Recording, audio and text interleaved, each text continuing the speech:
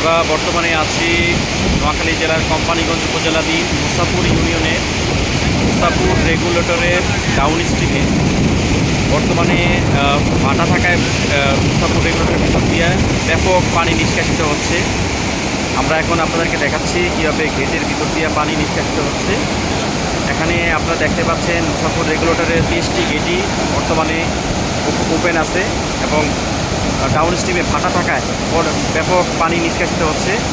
ইতিমধ্যে আমাদের পূর্বাঞ্চল কুমিল্লা রিজিয়নের অতিরিক্ত প্রধান প্রকৌশলী মহোদয় আমাদের এই রেগুলেটর পরিদর্শনে আসছেন এবং স্যার বেশ গুরুত্বপূর্ণ নির্দেশনা দিয়েছেন।